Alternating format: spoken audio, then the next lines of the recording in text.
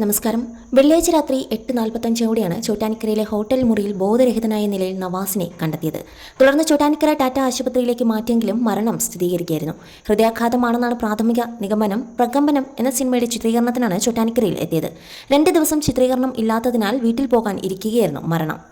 അതേസമയം കലാഭവൻ നവാസിന്റെ മരണത്തിൽ അസ്വാഭാവിക മരണത്തിന് പോലീസ് കേസെടുത്തു. ചോറ്റാനിക്കര പോലീസാണ് കേസ് രജിസ്റ്റർ ചെയ്തത്.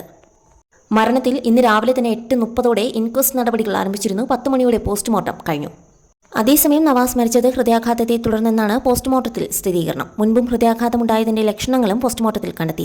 കളമശ്ശേരി മെഡിക്കൽ കോളേജ് ആശുപത്രിയിൽ സൂക്ഷിച്ചിരുന്ന മൃതദേഹം ബന്ധുക്കൾക്ക് വിട്ടു നൽകുകയും ചെയ്തു.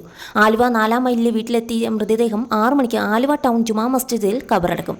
4 മണി മുതൽ ടൗൺ പള്ളിയിൽ പൊതുദർശനത്തിന് സൗകര്യമൊരുക്കും. കുടുംബാംഗങ്ങളും സഹപ്രവർത്തകരും അടക്കം 100 കണക്കിന് ആളുകളാണ് ആശുപത്രിയിലും വീട്ടിലുമൊക്കെ എത്തിയത്. ഇന്നലെ രാത്രി 8:45 നവാസിനെ ചോറ്റാനിക്കരയിലെ ഹോട്ടൽ മുറിയിൽ കുഴഞ്ഞു വീണ നിലയിൽ കണ്ടെത്തിയത്. ഉടനെ തന്നെ തൊട്ടടുത്തുള്ള ആശുപത്രിയിൽ എത്തിച്ചെങ്കിലും ജീവൻ രക്ഷിക്കാറായില്ല. എന്നാൽ അസ്വാഭാവികമായി മറ്റൊന്നും കണ്ടെത്താനായിട്ടില്ലെന്ന് തന്നെ ചോറ്റാനിക്കര പോലീസും വ്യക്തമാക്കിയിരുന്നു.